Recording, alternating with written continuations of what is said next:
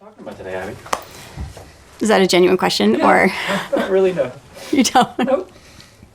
I have ADHD, which is attention deficit hyperactivity disorder, and the other one is Ehlers-Danlos syndrome. It's a connective tissue disorder. So it means my muscles have to work a lot harder to hold my body up. It means that it might kind of be like, whoa, how does your thumb do that? And bend all the way down to your forearm.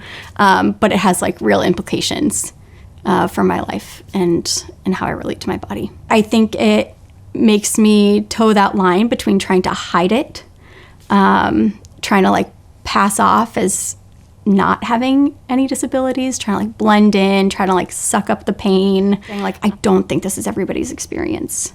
Like something has to change. And finally was referred to a pain specialist. Finally. And that pain specialist actually took me seriously and like read my report and read the notes and didn't just tell me that it's because I was a tired mom. I had a lot of anxiety going into that appointment, that I was just going to be written off.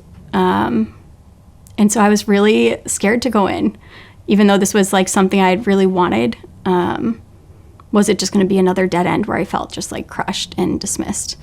I'm grateful because it's helped me understand my body a lot more. But there's also been a grieving that's gone along with it. And so I've had to learn a whole different way of relating to my body, of seeing pain as something not to be ignored and dismissed and discounted, but to see it as like something to take seriously. I can take a deep breath. Sometimes that breath has like, I can do this. Sometimes that breath is, Lord, give me strength. And sometimes it's all those things in one, because it's not just like, oh, this is a blessing and I've learned so much through it. It's been really hard. There's the reality of the days that like, I'm completely wiped out. And the pain is really bad. And I have to decide whether or not to pick up my 3-year-old or how long to hold her. But I feel like it's changed from me feeling like that's lazy and I'm disengaging and I'm not doing enough, which I always felt like I need to do more. I need to do more. I need to push through to do more. And now it's like, I can't do more. I have limits. I'm not going to be an athlete, and that's okay.